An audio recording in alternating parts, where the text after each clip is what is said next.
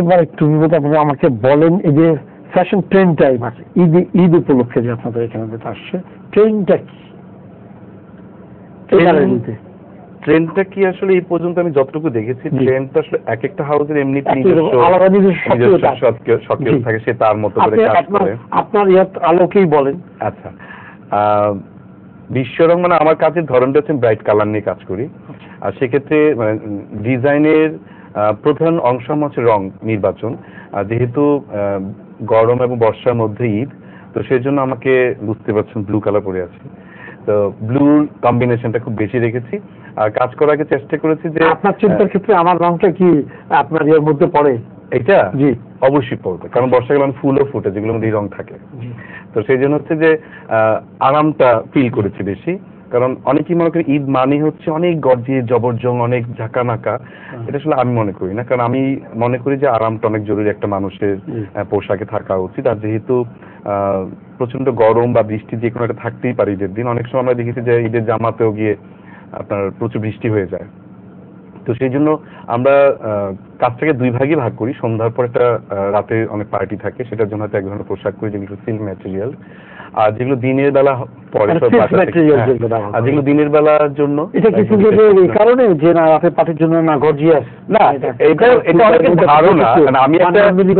মানে আমি যদি মনে করি একটা রাতের ঈদের পার্টিতে যাবো, আমি একটা কটন যে পড়তে পারবো না, তখন নিষেধ। এটা আসলে মানুষের একটা ট্রেন্ড বলতে পারে যে কিছু কিছু আসলে ম্যাটেরিয়াল ইউজ করতে, যেটা আসলে একটু শাইনিং কাপড় না হলে ভালো লাগে না। যখন শাইনিং কাপড় আমরা ইউজ করতে যাই, তখন কিন্তু দেখা যাচ্ছে যে আপনার সিল্ক ম্যাটেরিয়াল কাজ করছে। এখানে লাইটিং একটা ফ্যাক্টর মানে এক্সক্লুসিভ কিছু করতে গেলে তখন আমরা ম্যাটেরিয়ালটা ওইভাবে চিন্তা করি। এখন একটা কটন কাপড় উপরে অনেক বেশি এফোর্ট দিয়ে তো লাভ নেই, তখন দেখা যায় ওইটা রয়ে গেছে, ইয়কটা রয়ে গেছে, ড্রেসটা ছিঁড়ে গেছে, কাপড়টা ছিঁড়ে গেছে। সেই জন্য কি আমরা যখন ম্যাটেরিয়ালটা ডিসাইড করি বা ডিজাইনটা ডিসাইড করি, একটার সাথে একটা মিলেই কিন্তু আসলে একটা ড্রেস তৈরি হয়, সেভাবে কাজটা করি।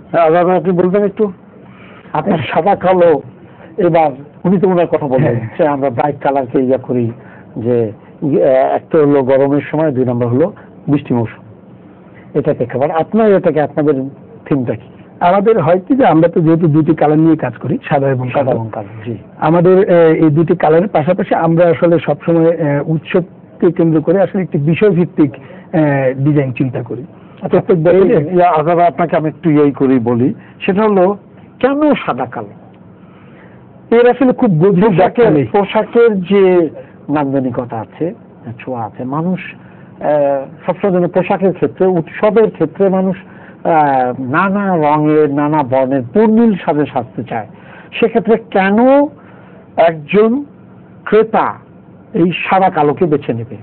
সাদা কালোকে বেছে নেবে সহজ একটি বিষয় যদি আপনি নিজে চিন্তা করেন, যে আপনার অনেক কালারের পোশাক থাকতে পারে, আপনার কিন্তু একটি সাদা কিন্তু একটি কালো শার্ট থাকবে। হ্যাঁ, মানে এই যে এই দুটি রং আসলে মানুষের জীবনের বেসিক একটি দুটি রং, এই বেসিক রং দুটি আসলে মানুষ কোনোভাবে উপেক্ষা করতে পারে না, এবং মানুষের মনের গভীরে কোথাও না কোথাও সাদা এবং কালোর একটি আলাদা জায়গা থাকে। হ্যাঁ, এখন যেটি হচ্ছে যে কেন সাদা কালো, আসলে এটির কোনো গভীর ব্যাখ্যা নেই। বিষয়টি এরকম যে আমরা সাদা কালো, আপনি যেটা করেছেন তার পিছনে তো কোনো না কোনো ব্যাখ্যা তো আপনার আছে। না, ব্যাখ্যাটি হচ্ছে সাধারণ ব্যাখ্যাটি হলো এরকম যে এই দুটি রং ভালো লাগতো। হ্যাঁ, বেসিক রং ভালো লাগতো, মনে হয়েছে আমাদের যে আসলে এই দুটি রং দিয়ে একটি ফ্যাশন হাউস করা, যেখানে আসলে আমাদের আসলে স্বপ্নটি অনেক বড় ছিল, যে একটি পেন্সিল থেকে শুরু করে একটি গাড়ি পর্যন্ত সাদা কালো রঙের থাকবে একটি শোরুমে। হ্যাঁ, তো নিশ্চয়ই সেটি আসলে আমাদের আর্থসামাজিক অবস্থার কারণে সম্ভব হয়নি, এখনো সম্ভব হয়নি, বর্তমান অবস্থাতে হবে না সে ধরনের স্বপ্ন বাস্তবায়ন আমরা সেটাও কিন্তু না করাটা। হ্যাঁ, সেই ইয়ে থেকে আসলে সাদা কালো করা, এবং প্রতি বছর আসলে সাদা কালো একটি, যেহেতু বলছিলাম যে বিষয়ভিত্তিক কাজ করে, হ্যাঁ, এবং সব উৎসবই আসলে একটি বিষয়কে ঠিক করে। যেরকম এবারের ঈদকে সামনে রেখে আমরা যেমন সব কাজই আসলে চেক প্রিন্টের মধ্যে কাজটি করেছি। হ্যাঁ, এবং সেটি কখনো উইভিং এ চেক নিয়ে এসেছি, কখনো আসলে স্ক্রিন বা ব্লক প্রিন্টে নিয়ে এসেছি। এরকম নানান রকম মিডিয়া ব্যবহার করে চেক প্রিন্টটাকে নানান রকম ভাবে ব্যবহার করা হয়েছে। এটি এবারের ঈদে আমাদের বিশেষ বৈশিষ্ট্য। হ্যাঁ, এবং এবারের ঈদে কিছু কাটিং এবং প্যাটার্নে আসলে পরিবর্তন এসছে। হ্যাঁ, এবং যেহেতু আসলে আমরা দুটি রং নিয়ে কাজ করি, সেখানে আমাদেরকে ডিজাইনের উপরে বেশি জোর দিতে হয়। হ্যাঁ, যেখানে আমাদেরকে ডিজাইনটা আসলে বেশি পরিমাণেও করতে হয়। একটা অংশ আমাদের আগেই মানে পেয়ে যায় অ্যান্সার, বাকি অর্ধেক প্রশ্ন নিয়ে কাজ করতে হয়। আমাদের যেমন রং সবকিছু নিয়ে চিন্তা করতে হয়তো নকশার জন্য চিন্তা করে, কিন্তু রংটা নিয়ে ওনাকে চিন্তা করতে হয়। তিনটা জিনিসের থাকে ওনাকে, প্যাটার্ন এবং মানে নকশা নিয়ে হয়তো উনি চিন্তা করেন, কিন্তু রং নিয়ে ওনার থেকে অভিজ্ঞতা, তার মানে বেশ স্বস্তি নিয়ে ওরা কাজ করতে পারে। আমরা নিজেদেরকে দুটি রং দিয়ে বেঁধেছি, কিন্তু ক্রেতাদেরকে আমরা এর মধ্যে দিয়ে অনেক রঙের স্বপ্ন দেখাই। আচ্ছা, সারাদিবা উনি বললেন যে আমরা মাল্টি কালারকে ইয়া করি, এবং এবার যে ঈদটা যেটা সামনে আসছে সেখানে যেমন গরম আছে ঠিক তেমনি বর্ষাকাল বা বৃষ্টির মৌসুম আছে। উনি বললেন যে আমরা তো সাদা কালো নিজেই মানুষকে ভাবানোর চেষ্টা করি। তো এর প্রেক্ষাপটে আপনার কোনো থিম আছে ফ্যাশন ডিজাইন হিসাবে, যে না ওনারা যেটা বলছে এর বাইরেও আরো কোনো জিনিস হতে পারে, বাইরের ধরনের জিনিসগুলো? অ্যাকচুয়ালি এরকমও হতে পারে যে দুটোর কম্বিনেশনেও তো একটা প্রোডাক্ট আসতে পারে। তো আমি পার্সোনালি যে কাজগুলো করি, কালেকশনগুলো করা হয়, সেখানে আমি দেখা যাচ্ছে যে ডার্ক টোনও আনছি, আবার কালারফুল টোনটা দুটো একসাথে করে আমি মার্চ করাচ্ছি। তো দেখা যায় যে যেমন ফর এক্সাম্পল ওনার তো ব্র্যান্ডের দেওয়া, উনি যেমন ওনার তো ব্র্যান্ড সাদা এবং কালো, উনি এটার বাইরে থেকে কিন্তু ওনার মার্চ করার কোনো সুযোগ নেই, ওনার মার্চ করার সুযোগ আছে। হ্যাঁ, আচ্ছা, আমি বেসিক্যালি যেহেতু পেশন নিয়ে কাজ করি এবং রং নিয়েও প্রচুর খেলা করা হয়, এবং সেটা ব্ল্যাক হতে পারে, সেটা রেড হতে পারে, any colour is welcome to me. তো সেখানে দেখা যাচ্ছে যেমন ভাই বলছিলেন যে উনি কালার্স নিয়ে যে কাজগুলো করছে, এবং সেইখানে দেখা যাচ্ছে যে কটন ফেব্রিকের একটা বিষয়, রাইট? যে কটনটাতে এখন আমাদের দেশে দেখা যায় যে কটনটা অনেক বেশি এভেলেবেল, বাট অন্যান্য শাইনি ফেব্রিক খুঁজতে গেলে এই সমস্যাটা দেখা যায়। কেন, তার পিছনে কারণটা কি? যে আমাদের এখানে হয় না, হ্যাঁ, র ম্যাটেরিয়ালের কিছু অভাব আছে এবং প্রাইসটাও high. As a result experimental একটা ড্রেস করবো, ওটা একটা রিস্কি ফ্যাক্টর হয়ে যায়। এবং ডিজাইন ডেভেলপমেন্টের সেক্টরেও কাজ করার সুযোগ আছে, আর না থাকলেও প্রয়োজনই করে নিতে হবে। বিকজ আমরা দেখা যাচ্ছে যে আমাদের দেশের বর্তমান যে অবস্থাটা, ম্যানুফ্যাকচারিং দিক দিয়ে কিন্তু অনেক এগিয়ে গেছে, সেকেন্ড পজিশনে আছে R&D সেক্টরে, বাট ডিজাইনের ক্ষেত্রে কিন্তু কোনো কিছুই নেই, অলমোস্ট নেই বলতে হলো মানে বহির্বিশ্বের দিক থেকে যদি আমরা দেখি, এখান থেকে কিন্তু ডিজাইন নিচ্ছে না, এখান থেকে জাস্ট ম্যানুফ্যাকচার করে নিচ্ছে। তো সেই জিনিসটা বাইরের ওরা কিন্তু আমাদের আমরা এগুলোকে খেয়ে ফেলছি, কিন্তু আমাদের এখান থেকে যে ডিজাইন বাইরে করার মতো সেই জিনিস, হ্যাঁ মানে একদম যে লাইনটা থাকা উচিত সেই লাইনটাই নেই। আর কিছু ক্ষেত্রে দেখা যাচ্ছে ডেভেলপমেন্ট হচ্ছে, কিন্তু সেখানে কিন্তু সেই ডিজাইনারের নামটা আসছে না। একটা ডিজাইনার যে গার্মেন্টসে কাজ করছে অ্যাজ এ ডিজাইনার, তো সেখানে তার নামটা কিন্তু উঠে আসছে না। যেই ব্র্যান্ড সেই নামে ব্যাস চলে যাচ্ছে, জাস্ট সে ডেভেলপ করে দিচ্ছে। ডেভেলপমেন্টটাও কি, হয়তো কালার একটু চেঞ্জ করলো, সাপোজ পোলো কালার সেটা একটু ডিফারেন্ট করে দিল, একটু লাইনস অ্যাড করলো, দ্যাটস ইট। কিন্তু ডিজাইনার হিসেবে যে সে একটা ফ্লোর পাবে, সেই জিনিসটা এখনো কিন্তু হয়ে ওঠেনি ইন্টারন্যাশনাল লেভেলে। আমি কিন্তু ফ্যাশন হাউস, লোকাল ফ্যাশন হাউসের কথা বলছি না।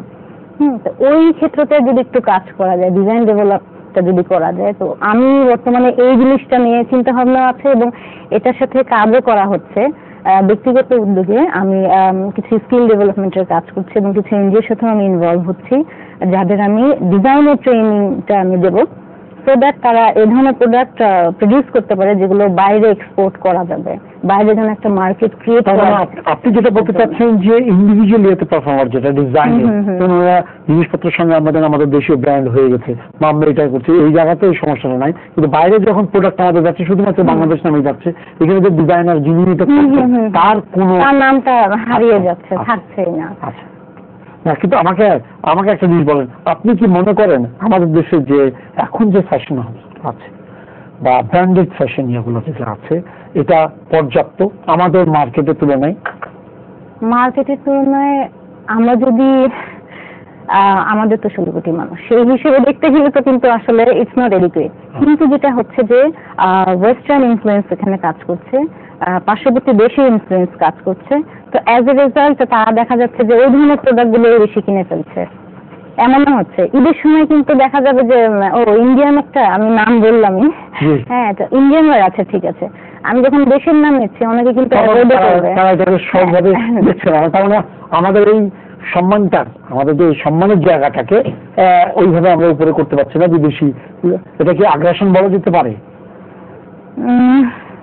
এখন একরকম দ্য থিং ইজ আমাদেরও কিছুটা এখানে Lapses আছে। অবশ্যই আছে, যেটা একটা এক্সাম্পল দিলাম যে ডিজাইন ডেভেলপমেন্টের ক্ষেত্রে, এবং আরেকটা যেটা যেমন ম্যাটেরিয়ালের শর্টেজও কিছু ক্ষেত্রে আছে, এবং ফর এক্সাম্পল যে কালার উঠছে, দেখা গেল যে আমি একটা নামকরা ব্র্যান্ড থেকে আমি একটা পোশাক কিনে আনলাম, কিন্তু সেখানে কালার উঠছে। এত দামি একটা পোশাক কেনার পরে যদি কালার ওঠে, এটা তো আসলে খুবই দুঃখজনক বিষয়। আর সবার ক্ষেত্রে তো ব্যাপারটা যে কি, এটা কি শুধু আমাদের দেশে কালার ওঠে? এটা কিন্তু ঠিক না। আমি বাইরে থেকে কাপড় আনার পরও দেখেছি কালার ওঠে। এমন হয়েছে, আমার নিজে দেখেছি, আমি কলকাতায় কাপড় নিয়ে এসেছি, ভেবেছি যে ওয়াশ করে বানাবো, টেলারকে দিয়েছি ওয়াশ করে সেলাই করবে, ডেলিভারি আনতে গিয়ে দেখি আমি কাপড় চিনি না। ওয়াশ করার ফলক আসলে কি হ্যান্ডলুম বিষয়টা হচ্ছে এরকম, যেটা আসলে আমরা বুঝি না। আমরা always Gausia, hawkers, new market, Aziz market, Mohammadpur সব এক করে ফেলি। আমার কথা হচ্ছে যে আমি যখন আর্ট ফিল্ম দেখতে যাবো তখন একজন মেন্টালিটি যাবো, আবার যখন কমার্শিয়াল মুভি দেখবো তখন একদম ওই জিনিসটাকে ভাগ করতে পারে না। এটা আসলে দায়িত্বটা বা এটাকে খারাপ ভালো দিকটা যেমন আমরা নিয়েছি, যে আজকে দেশীয় ফ্যাশন ইন্ডাস্ট্রি গত 20-25 বছর যতটুকু এসছে, অনেক এই হাউসগুলোর কারণে আসছে, আবার এর ক্ষতি আমরাই করেছি। আমরা কখনোই আমাদের ডিজাইনের ভ্যালু ধরিনি।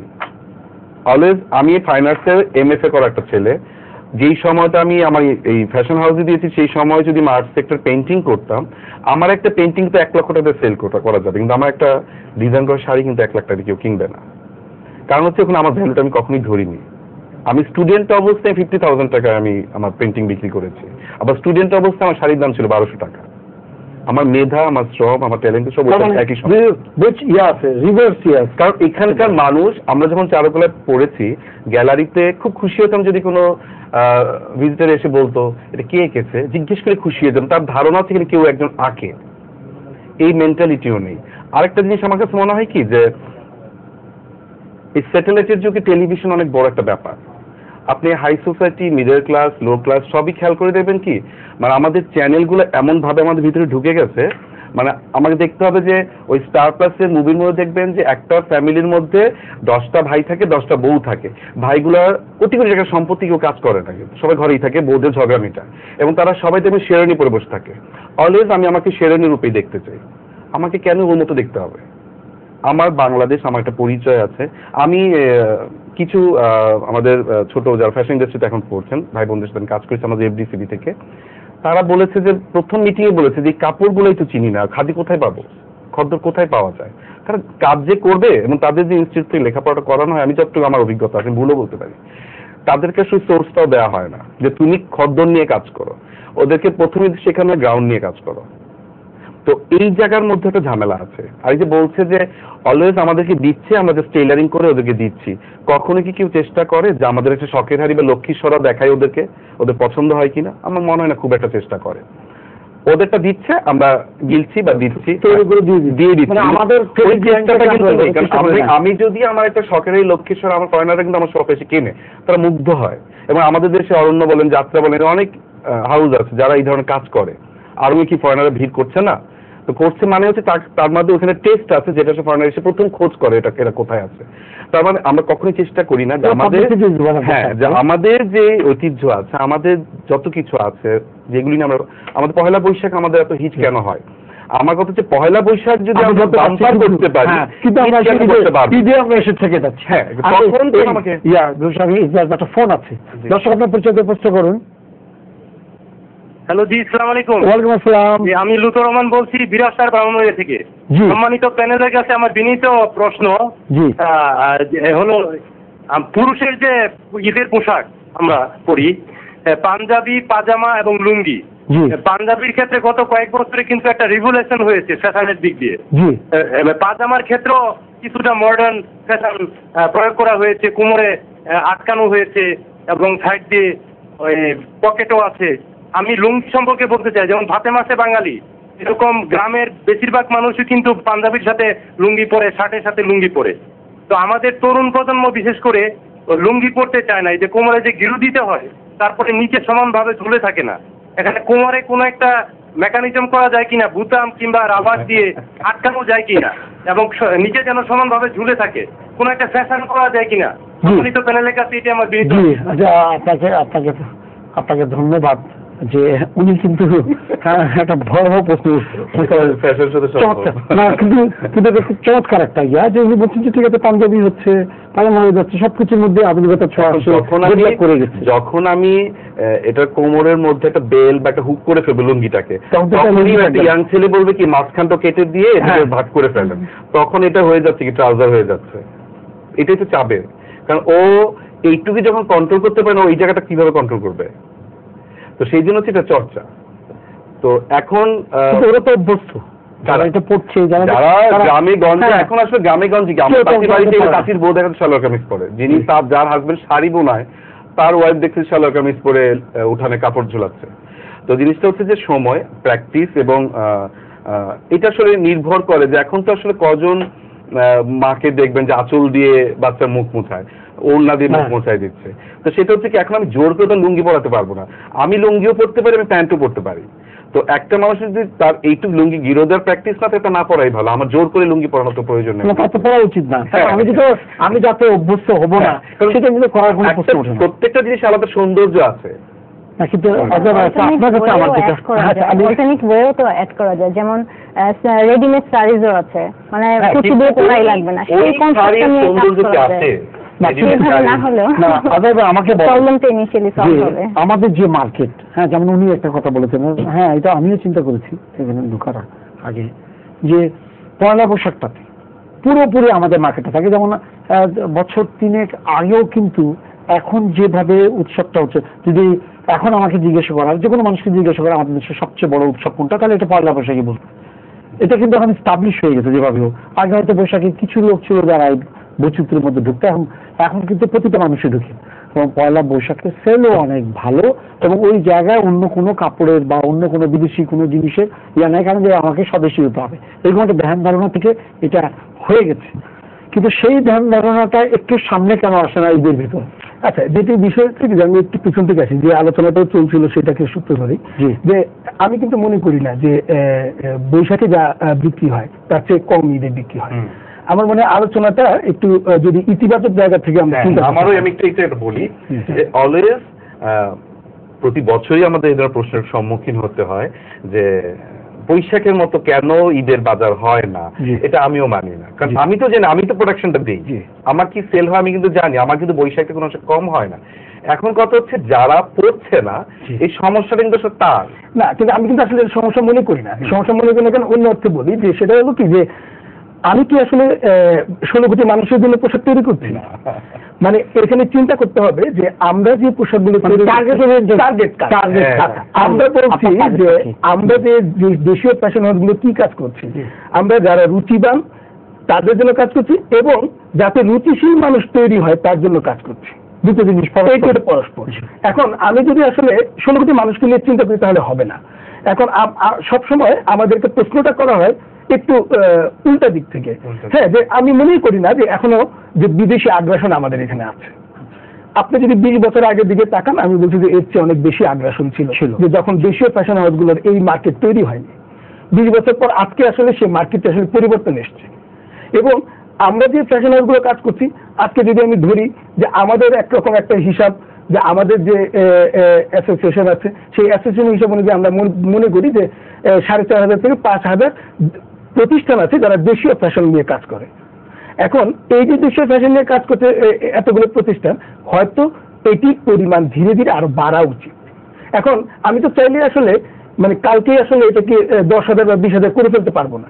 আবার একইভাবে আমার টার্গেট গ্রুপ আসলে একই সঙ্গে 16 কোটি মানুষ না। এখন আমাদেরকে তুলনা করা হচ্ছে একটা ইন্ডাস্ট্রিয়াল প্রোডাক্টের সঙ্গে। যখন একটা বাইরের প্রোডাক্ট আনছেন সেটাকে ইন্ডাস্ট্রিয়াল প্রোডাক্ট, আর আমরা কাজ করছি আসলে হ্যান্ডলুম প্রোডাক্ট। আমরা বলছি যে আমাদের শাড়ির পাশাপাশি কোন শাড়ি আছে, যে শাড়ি আমদানি হয়ে আমাদের সঙ্গে থাকছে, আমরা বলছি সেখানে আমরা অনন্য। সেই জিনিসগুলোতে আমাদের আলোচনায়, হ্যাঁ, এবং সেই জায়গাগুলোতে বলছি যে আসলে সীমাবদ্ধতা আছে অনেক কিছু, কিন্তু তারপরে বলছি যে এই সীমাবদ্ধতার মধ্য দিয়ে ফ্যাশন হাউসগুলো ব্যক্তি উদ্যোগে আজকে আসলে একটি ভিন্ন জায়গা তৈরি করেছে। আজকে আসলে অনেক মানুষ মনে করছে যে আমি আসলে দেশীয় পোশাক পরবো। যে মানুষ আসলে আজকে সিরিয়াল দেখে বাইরের পোশাক পরছে, তাকে তো আমি আজকে পরিবর্তন করতে পারবো না। এটি তার মানসিকতার বিষয়, এটি তার রুচিবোধের বিষয়। সেটির জন্য আমাদেরকে সময় লাগবে। আজকে আমাদের গণমাধ্যম যদি বলি যে ইলেকট্রনিক্স মিডিয়া আকার সংস্কৃতিতে আবদ্ধ না, তাহলে আমরা কি তার থেকে মুক্ত হয়ে যাব? আমাদের সমাজের তার দিকে মানুষ নানা কিছু করছে, তাহলে আমি তাদেরকে আজকে কি পারবো আসলে বাদ দিয়ে করতে? আমরা বলছি যে 20 বছরে ধীরে ধীরে একটি জায়গা তৈরি হচ্ছে, আরো জায়গা তৈরি হবে। হ্যাঁ, আমরা আশা করি বেশি। আমাদের এই সময় আসলে আমাদেরকে প্রশ্ন করা হয় আপনার কাপড়ের মান কিরকম। গণমাধ্যম কোনোদিন দেখিনি যে বাইরে যারা আমদানি করছে তাদেরকে গিয়ে বলছে আপনি যে পোশাকটি এনেছেন এই পোশাকটি কি মানসম্পন্ন, আচ্ছা এটি কি ক্রেতাদের ক্রয় ক্ষমতার মধ্যে? সেটি কিন্তু হচ্ছে না। উল্টা প্রশ্ন হচ্ছে, এটি পজিটিভ হয়তো যে আমাদেরকে আসলে তৈরি হওয়ার জায়গা তৈরি করছে। কিন্তু আমি বলছি যে আমরা অবশ্যই বৈশাখের চেয়ে এই ঈদে অনেক বেশি বিক্রি করি এবং বৈশাখের চেয়ে বাজারটি আমাদের অনেক বড়, এবং এই বাজারটি বড় বাজার থেকে ভুলে গেলে চলবে না।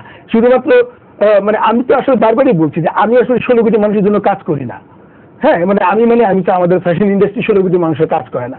যিনি একজন দর্শক প্রশ্ন করেছেন লুঙ্গির বিষয়, আমি তার প্রতি শ্রদ্ধা রেখে বলছি যে নিশ্চয়ই লুঙ্গি অনেক মানুষ পরেন, কিন্তু সেটি হয়তো এক্ষুনি আমাদের সময় হয়নি যে এটি হয়তো ভালো যে এটি যদি আমরা কোনোভাবে জানি না যে কিভাবে হবে। যেরকম এক সময় আসলে এখন যেরকম হচ্ছে যে শাড়ি আসলে রেডিমেড শাড়ি তৈরি হচ্ছে, নিশ্চয়ই এক সময় আসবে। মানে আমাদের অনেক কিছু ভাবতে হয়, হয়তো এটিও হয়তো খুলবে যে ইলাস্টিক দিয়ে দিলে আসলে লুঙ্গি ডিসকাটের মতো মনে হবে কিনা। আমি বলছি এগুলো অনেক রকম বিষয়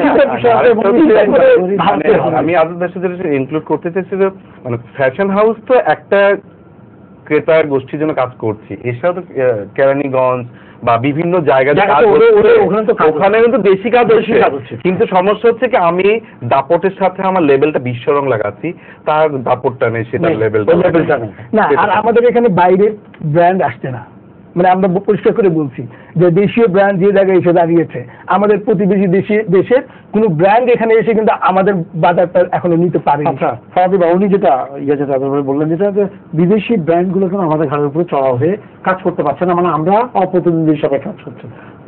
ফ্যাশন হাউসগুলোর মানে ফ্যাশন ইন্ডাস্ট্রির সীমাবদ্ধতা কোথায়? আমাদের সীমাবদ্ধতা বলতে আসলে ওনার সাথে আমি কিছু ক্ষেত্রে একমত, আবার কিছু ক্ষেত্রে একমত না। কারণ আমরা যেগুলো দেখতে পাই যে ইন্ডিয়ান ওয়্যারও আছে, পাকিস্তান ওয়্যারও আছে, এবং বিভিন্ন তাদের যে ডিজাইন আছে সেই ওয়্যারগুলো চলে আসছে, ব্র্যান্ডেড ওয়্যার কিনা ওদের ব্র্যান্ডেড ওয়্যারও, এবং অনেক দামে কিনছে। আমি কি পরিমাণ আমরা গণমাধ্যমে দেখছি যে 50,000 টাকা একটি লেহেঙ্গা পাওয়া যাচ্ছে। আমি বলছি এদিকে কোনো ব্র্যান্ডের লেহেঙ্গা কিনা? ব্র্যান্ডেড হ্যাঁ আসছে, যেমন সেটি পরিমাণ কি? আমি বলছি যে এটি এক ধরনের বাজার মানে মার্কেটিং এর একটি পদ্ধতি, যে আমাদের প্রতিবেশী দেশগুলো এটি একটি, এবং আমাদের হয় কি যে এখানে যারা আমদানি করছে তারা একটু মার্কেটিং এর পলিসি হিসাবে যে আমরা যেরকম কোরবানি দিয়ে দেখি যে এমুক গরু 25 লক্ষ টাকা, তার মানে কি গরুটি ভালো?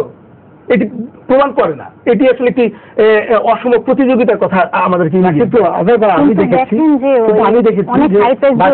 আমি গত কয়েকদিনও কয়েকটা মার্কেটে গেছি, আমি নিউ মার্কেটের যে জায়গাগুলোতে আমাদের আছে আমি দেখলাম ওখানে দেখার পরে যেমন আপনাদের সবগুলো তো আলাদা থাকে, থাকে আমাদের দেশের প্রোডাক্ট।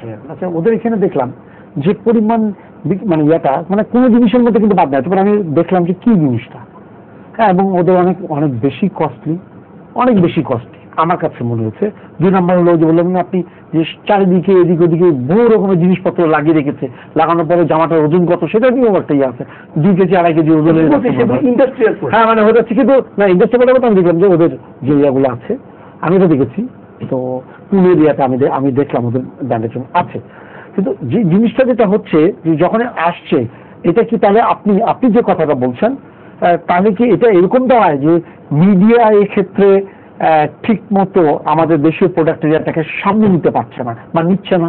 না, আমি সেটা মনে করি না। আমি মনে করি যে আমাদের দেশীয় ফ্যাশন ইন্ডাস্ট্রি যে জায়গায় এসছে সেখানে গণমাধ্যমের একটি বিশাল ভূমিকা আছে, এবং আজকে মানে এটা আমি খুব গর্বের সঙ্গে বলতে চাই যে আজকের ফ্যাশন হাউসগুলো এই যে আপনার এরকম একটি অনুষ্ঠানের মানে যেটি আসলে আমি বলছি যে আপনার চ্যানেলের কথা যদি বলি, সময় টিভি চ্যানেলে এটি একটি মূল অনুষ্ঠান রাত্রে, আমি বলছি যে সেখানে কিন্তু আপনারা মনে করছেন যে এরকম একটি বিষয় আজকে আলোচনা হওয়া দরকার। আমি খুব গর্বের সঙ্গে বলছি যে এই পুরো রমজান মাস জুড়ে প্রতিটি চ্যানেলের মূল অনুষ্ঠানগুলোতে এটা আলোচিত হচ্ছে, তাহলে আসলে নিশ্চয়ই গণমাধ্যম আমাদেরকে আসলে মানে বঞ্চিত করেনি। বরং আমাদেরকে এগিয়ে যেতে সাহায্য করেছে। আমরা বলছি যে এটি তো আসলে আকাশ সংস্কৃতির যুগ। আজকে যে প্রতিবেশী দেশগুলোর পোশাকের কথা বলা হয়, সেটির যে মার্কেটিং পলিসি সেটা ভিন্ন রকম, আমাদেরকে চিন্তা করতে হবে। এবং এখানে এসে যে গণমাধ্যমে আমরা যা দেখছি, এটি গণমাধ্যমে তো একটু নিউজ করতে চাচ্ছে যে আচ্ছা ঠিক আছে এরকম একটি জিনিস বেশ হয়েছে। এখন আমি বলছি যে আমাদের ক্রেতারা তো সেই জায়গায় সব এতে সচেতন না। আমাদের আমরা দেখি যে বহু বিদেশি সিরিয়াল বাংলাদেশে চলছে, আমরা কি থামাতে পারছি? গণমাধ্যম সত্তর হচ্ছে প্রতিদিন। হ্যাঁ, এখন এটা সামগ্রিক পরিস্থিতি। আমাদের যদি সামগ্রিকভাবে দেশাত্মবোধ, আমাদের যদি জাতীয়তাবোধ, সাংস্কৃতিক বোধ যদি মানে উন্নত না হয়, হ্যাঁ, এবং গভীরে না যায়, তাহলে আমরা আসলে এই জিনিসগুলো পাশ্চাত্যের যে বা পার্শ্ববর্তী দেশের যে সাংস্কৃতিক আগ্রাসন ইয়েটা আমরা থামাতে পারি। এটির সঙ্গে একটি জিনিস যোগ করতে চাই যে আমরা শুধুমাত্র একটি পোশাক বিক্রি করি না। আমি বিনয়ের সঙ্গে বলছি যে শিল্পী ছবি আঁকেন, সেই শিল্পী এই ছবিটি বিক্রি করেন, তখন আমরা তাকে ব্যবসায়ী বলি না। যিনি গান করেন, যিনি নাটক করেন, তিনিও কিন্তু তার বিনিময়ে অর্থ পান, আমরা তাকে ব্যবসায়ী বলি না, কিন্তু আমরা তাকে শিল্পী বলি। আমরা বলছি যে দেশীয় ফ্যাশন ইন্ডাস্ট্রি দেশের কৃষ্টি, সংস্কৃতি এবং ঐতিহ্যকে তুলে ধরছে। এই দেশের এই আজ থেকে 50 বছর আগের ইতিহাস এখনো তুলে ধরা হয়। আগামীতে যদি বিদেশি আগ্রাসন আরো বেড়ে যায়, তাহলে দেশীয় ফ্যাশন হাউসগুলোর ক্ষতির চেয়ে বাঙালি সংস্কৃতি বোধ, বাঙালি জাতীয়তা বোধের ক্ষতি হবে সবচেয়ে বেশি। ফোন আছে, দর্শক আপনার প্রশ্ন করুন।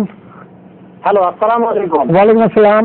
জি, হামিদ বলছিলাম শাহজাদপুর সিরাজগঞ্জ থেকে। জি, যে আমার জানার আগ্রহ যে এই যে আমাদের দেশে যে ভারতীয় চ্যানেলগুলো চলছে, স্টার জলসা এবং জি বাংলা, যেটার প্রভাব পড়ছে আমাদের ব্যবসা বাণিজ্য, ঈদে পোশাকাদির ক্ষেত্রেও।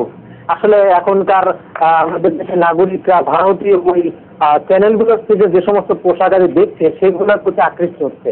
আরেকটা প্রশ্ন হলো যে এই যে আমাদের দেশের ফ্যাশন হাউসগুলো যে সমস্ত ডিজাইন করে, সেগুলো দেখা যাচ্ছে যে ডেভেলপ কান্ট্রিকে অনুসরণ করে। আমাদের কালচার বা আমাদের সংস্কৃতি, আমাদের নিজস্ব চিন্তা চেতনা প্রাধান্য পাচ্ছে না।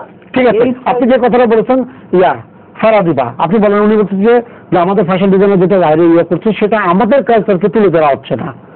হ্যাঁ, এবং তারা ওই জায়গাটাকে পাশ্চাত্য জিনিসগুলোকে উঠায় দেওয়ার চেষ্টা করছে। বলেন আপনি ডিজাইন হিসাবে আপনি কত বলি? একটা বিষয় কি, এখন ইন্টারন্যাশনাল ফ্যাশনটা সব জায়গায় ফলো করা হচ্ছে। তো আমাদের দেশেও সেই চেঞ্জটা আমরা দেখতে পাচ্ছি কয়েক বছর ধরে, যেটা এত আগেও ছিল না। ইভেন আপনি খেয়াল করে দেখবেন যে আমরা যে ফ্যাশন হাউসগুলো লোকাল যেগুলো কাজ করছে, তারাও কিন্তু প্যাটার্নে চেঞ্জ এনেছে। It's an international change. হ্যাঁ, ইন্টারন্যাশনাল ফ্যাশনটাকে ফলো করা হচ্ছে, নট যে আমি পার্টিকুলার কোন একটা কান্ট্রিকে ফলো করে। ব্যাপারটা কিন্তু এরকম না। এবং আমাদের দেশে ইউথের পার্সেন্টেজ অনেক বেশি। তো ইউথ জেনারেশন যেটা চাবে সেটাই তো অ্যাকচুয়ালি সেই বিষয়গুলোই তো করতে চায়। দিবার সাথে আমি প্লাস করতে চাই, যেহেতু ইন্টারন্যাশনাল একটা মুড আমরা ফলো করি, এখন এটা চলছে, ওটা ওরাও করে তারাও আমরা করি। এখন কথা হচ্ছে কি, আমাদের ফ্যাশন ইন্ডাস্ট্রি ইউনিটটা কিন্তু কথা শুরুই করলেন জি বাংলা, স্টার প্লাস। সেই তুলনামূলক ধরো আপনি আমার চ্যানেলের দরজাগুলি খোলেন তো দেখেন তো আমরা চ্যানেলে কি দেখতে পাচ্ছি। আমাদের চ্যানেলে এবং আমার অনেক সেলিব্রিটিদের সাথে উঠা বসা আছে, যারা নাটক ডিরেকশন দিচ্ছে, যারা মুভি করছেন, যারা এই করছেন। কথা হচ্ছে কি, তারা যেইভাবে একটা নাটক বা একটা রিয়েলিটি শোতে যেভাবে তারা টাকা লগ্নি করে, আপনি আমার চ্যানেল খুললেই বুঝতে পারবেন যে এটা আমরা, এটা ওরা। সেইভাবে আমার চ্যানেলে আমরা কি দেখতে পাচ্ছি, আমার চ্যানেলে কখনোই কস্টিউম বাবদ কোনো বাজেটই ধরা হয় না। অলওয়েজ নায়িকারা বা নিজের তো প্রশ্নই আসে না, নিজের তো যত পারে করে, তারপর আমাদের নক করে যে বিপ্লব দা দুইটা শাড়ি দাও, আমরা নাটকটা করি বা সিনেমাটা করি বা টক শোটা করে আসি, উপস্থাপনা করে আসি। এই ক্ষেত্রে ওরা ধরেই নেয় 1.5 থেকে 2 লাখ টাকা বাজেট থাকে।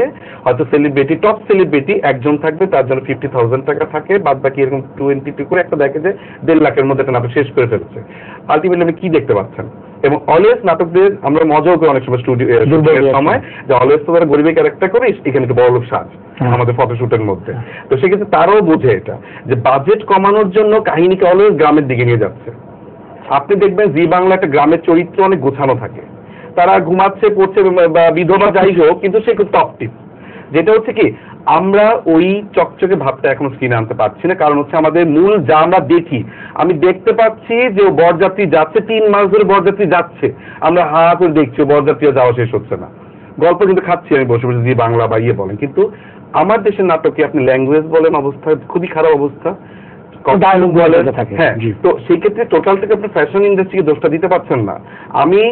আমার যদি একটা শাড়ি হিট হয় বলে, কিন্তু যে মোর শাড়িটা আছে আপনার কাছে, বা তিশার শাড়ি আছে, বা অমুকের ফেরদৌসের পাঞ্জাবি আছে বলে, কিন্তু নাটকের ক্যারেক্টার দিয়ে বলতে পারে না। কারণ হচ্ছে নাটকের ক্যারেক্টারে কিছুই দেখার নাই, ওখানে অভাব অনটন বস্তি ছোট্ট দুল মধ্যবিত্ত দেখাতে দেখাতে ওখানে আসলে কোনো রস পাওয়া যায় না, যার জন্য ওখানে কোনো ক্যারেক্টার এস্টাবলিশ হয় না।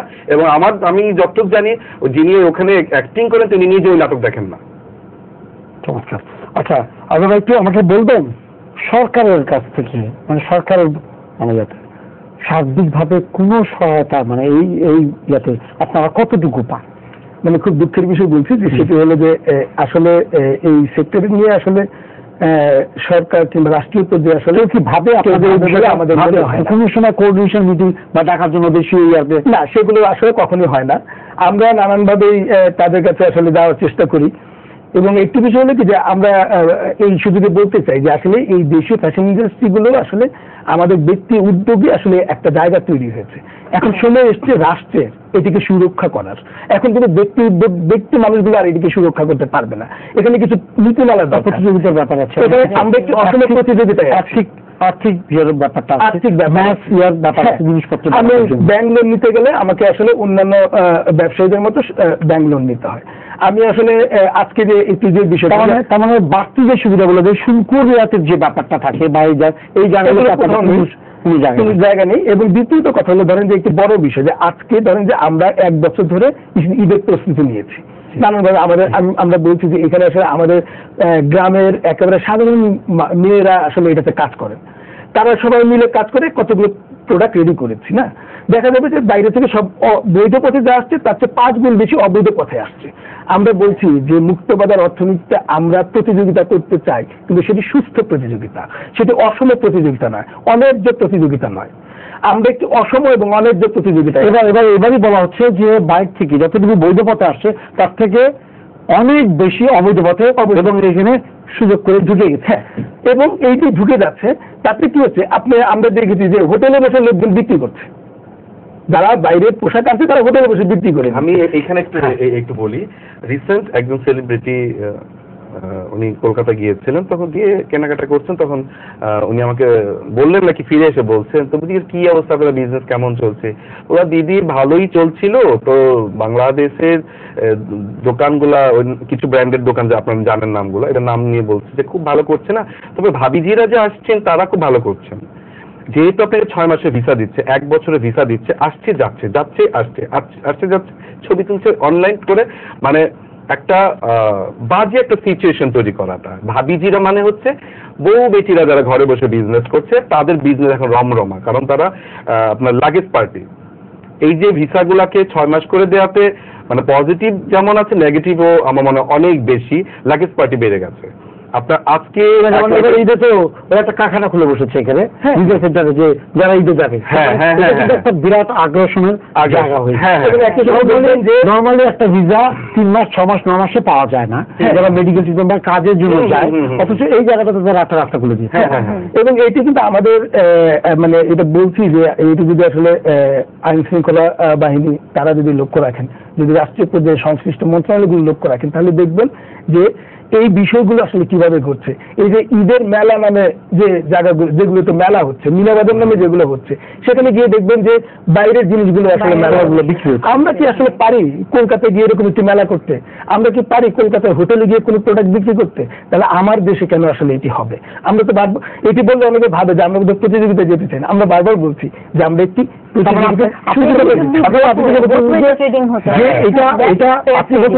রাষ্ট্রীয় ভাবে, যেমন রাষ্ট্রীয় কোনো জিনিসকে যেটা নিজস্ব সংস্কৃতি আছে সেটাকে প্রোটেকশন দেওয়ার দায়িত্ব অবশ্যই সরকার। যেমন ধরেন আমরা জানা মতে যে ধরেন যে ইংল্যান্ডের রানীর এই সেক্টরের উপরে তার আলাদা একটি তহবিল আছে। আমরা জানি প্রতিবেশী দেশ ভারতে এই যে গত বছর তাঁত দিবস হিসেবে একটি দিনকে ঘোষণা করা হয়েছে। আজকে যদি আমাদের রাষ্ট্রীয়ভাবে, আমি এই সুযোগে বলতে চাই, মাননীয় প্রধানমন্ত্রীর কাছে আসলে অনুরোধ করতে চাই যে অবশ্যই একটি তাঁত দিবস ঘোষণা করা দরকার। আমাদের এক দিনকে তাঁত দিবস, আমাদের সংস্কৃতির বিকাশ এবং আমাদের কাপড়ের যে ইয়েটা সেটা যেন সক্রিয়ভাবে উঠে আসে। এবং একই সঙ্গে বলছি যে এইটা করলে আসলে আমাদের চেয়ে বেশি উপকার হবে আমাদের তাঁতিরা। আমাদের প্রান্তিক জনগোষ্ঠী, আমাদের আজকে সরকার যে প্রান্তিক জনগোষ্ঠীর কথা বলতে চায়, যে প্রান্তিক অর্থনীতির কথা বলতে চায়, আমরা বলছি যে আমাদের সেক্টরে সেটি সুযোগ অনেক বেশি এবং সেটি আসলে খুব অল্প পুঁজিতে অনেক মানুষের ক্ষেত্রে একটা স্বাবলম্বী হওয়ার একটা প্রয়োজন আছে। ধরেন সব জায়গায় মোটামুটি তাঁতের কাজ কিন্তু কাজ হচ্ছে, গ্রামের সহায়তা পায় না। গ্রামের মহিলারা ধরেন সকাল থেকে দুপুর পর্যন্ত কাজ করছে, ঘরের কাজ, দুপুরের পর থেকে সে হাতের কাজ। আপনাদের তো এমব্রয়ডারি যেগুলো কাজগুলো হচ্ছে সেই জায়গাগুলোতে তো আছে পুরো জায়গাতে বিশাল সেক্টর আছে, যেটা বাড়িতে বসেই করতে পারছে। একটা ইউনিভার্সিটি পড়া আমি ওই কাজটা করছে, যার ফলে হচ্ছে কি ওদের কিন্তু একটি অর্থনৈতিক ইয়ে তৈরি হচ্ছে, সচ্ছলতা তৈরি হচ্ছে। এবং আজকে যদি আসলে রাষ্ট্রীয়ভাবে ঘোষণা হয় যে আমাদের এখান থেকে যত বাইরে আসলে অতিথিদের জন্য উপঢৌকন যায়, উপহার যায়, সেগুলো আসলে দেশীয় হয়, তাহলে অনেক ভালো জিনিসগুলো পরিচিতির মাত্রা বেড়ে যায়। এবং আমাদের যারা রাজনীতিবিদরা এবং রাষ্ট্রীয় প্রধানরা তারা যদি দেশীয় কাপড় পরিধান করে আসলে বিভিন্ন রকম অনুষ্ঠানগুলোতে যান, না চ্যানেল না, আমি চ্যানেলের কথা বলছি না, আমি বলছি যে বিভিন্ন রাষ্ট্রীয় অনুষ্ঠানগুলোতে আমাদের প্রধানমন্ত্রী তিনি আসলে দেশীয় কাপড় পরেন, আমাদের কৃষিমন্ত্রী তিনি দেশীয় কাপড় পরেন, আমরা এরকম সব রাষ্ট্রীয় আছে। আমার কথা হচ্ছে কি যে আমাদের মন্ত্রীরা যদি এরকম চিন্তা করে যে আচ্ছা এই পাঞ্জাবিটা তো বাইরের বা এই শাড়িটা তো সাউথের, আচ্ছা এটা কি আমাদের দেশে হওয়া সম্ভব না? কোনোদিন কি কেউ ভেবেছেন এইভাবে যে আমার দেশে এটা করতে চাইলে কি কি করতে হবে? আমার তো মনে হয় কেউই ভাবেন না। তা আমি আশা করবো ভাববে। আমার শেষ পর্যায়ে আছে একটা সাজেশন ছিল, সেটা হলো যে আমাদের দেশে কোনো কিন্তু গভর্নমেন্ট ওয়াইজ ফ্যাশন কাউন্সিল নাই, তো ইন্টারন্যাশনাল মার্কেটে আমি এন্টার করবো কেমনে? এটা কিন্তু একটা চিন্তার বিষয়। অনেকেই পার্সোনালি করছে, পার্সোনালি করলে তো হবে না। সাপোজ আপনি পৃষ্ঠপোষকতা করেন, পৃষ্ঠপোষকতা সরকারি ভাবে যদি কোনো কিছু নেওয়া দরকার, যে fashion council of Bangladesh from the government body, non government body না। এটা আমি অনেক আগেও বলেছিলাম এই বিষয়টা। তো তাহলে আর কি আমরা ইন্টারন্যাশনাল মার্কেটে সরাসরি এন্টার করতে পারবো, নো ভায়া নাথিং। এই জিনিসটার উপরে কাজ করা দরকার এবং আপনারা যে প্রোডাক্টটা তৈরি করেন এটা কি আসলে সাধারণ মানুষের নাগালের মধ্যে? অবশ্যই। এখন কথা হচ্ছে কি, আমি অলওয়েজ আমার পকেটে যদি 1500 টাকা থাকে, আমি বুঝাই, আমি নিজে কিন্তু অলওয়েজ ক্রেতা। আমরা একটা স্কেচ করা থেকে শুরু করে পোশাক শোরুমে ডিসপ্লে করা পর্যন্ত আমি ক্রেতাই থাকি। তার দৃষ্টিভঙ্গি, তার সবকিছু মানে চিন্তা করেই আপনি এই প্রোডাক্টটাকে তৈরি করেন। একটু আগে যেটা বলেছিলাম, একটা জিনিস আমরা গড়েছি আবার আমরাই নষ্ট করেছি, ডিজাইনের ভ্যালু কখনই ধরি, এবং অলওয়েজ আমরা চেষ্টা করছি মধ্যবিত্তদের নাগালে থেকে কাজ করতে। যে একটা সময় 325 টাকা থেকে তাঁতের শাড়ি 250 টাকা 260 টাকা আমি শাড়ি বিক্রি করেছি আমি এই 22 বছরের শুরুর দিকে। 260 টাকা, তারপর 325 টাকায় রেঞ্জ ছিল শাড়ি। 325 টাকার শাড়ি এখন 800 টাকা। তা আপনি খেয়াল করবেন, কাপড় যারা বানাচ্ছে, কাপড় যারা নকশা করছে, কাপড়ে যারা সিকোয়েন্স বসাচ্ছে, কাপড় যারা ব্লক করছে, তাদের কিন্তু চাল ডাল রুটি পেঁয়াজ বেগুন কিনে খেতে হয়। যখন এই অর্থনৈতিক এই জায়গাটা বৃদ্ধি পায় তখন তো আলটিমেটলি পোশাকের গায়ে গিয়ে পড়ছে, কারণ ওর তখন রুটি রুজি বা ওর যে রোজ যে হিসাবটা থাকে যে পার ডে তাকে এত টাকা রোজগার করলে সে সংসার চালাতে পারবে, তখন সে কিন্তু এইটার মজুরিটা এখানে যে ধরতে হয়, তখন প্রোডাক্টের দাম বেড়ে যায়। আর দামি প্রোডাক্টের দামি থাকে। আর যেটা রিজনেবল কথা হচ্ছে কাস্টমার ঈদ আসছে, আমার মনে হয় যে যেহেতু আমাদের মতো হাউসের ফিক্সড প্রাইস শপ, এখানে ক্রেতারা যদি একটু সেলসম্যান বা ম্যানেজারকে যে বলেন যে আমার বাজেট 2000 টাকা, তার মধ্যে আপনি পাঞ্জাবি দেখান, ওই রকম পাঞ্জাবি দেখাই ভালো। এখন 15,000 টাকা পাঞ্জাবি তাকিয়ে যদি মনে হয় দাম বেশি বের হয়ে গেল দোকান থেকে, তাহলে একটু সমস্যা। আমাদের সময় শেষ হয়ে গেছে এবং আপনার একটা কথা ভালো লেগেছে যে একদিন তাঁত দিবস থাকা উচিত। মানে এটা আসলে আপনি যেটা ইয়ে করেছেন, এটা আমি আশা করবো যে সরকারিভাবে এই জিনিসটা আসলেই গভীরভাবে চিন্তা করা উচিত। আপনাদেরকে ধন্যবাদ স্টুডিওতে আসার জন্য। সবাইকে শুভেচ্ছা জানিয়ে শেষ হচ্ছে আজকের সম্পাদকীয়। আগামীকাল আবারও দেখা হবে রাত 10টায়, দেখার আমন্ত্রণ রইল। শুভরাত্রি।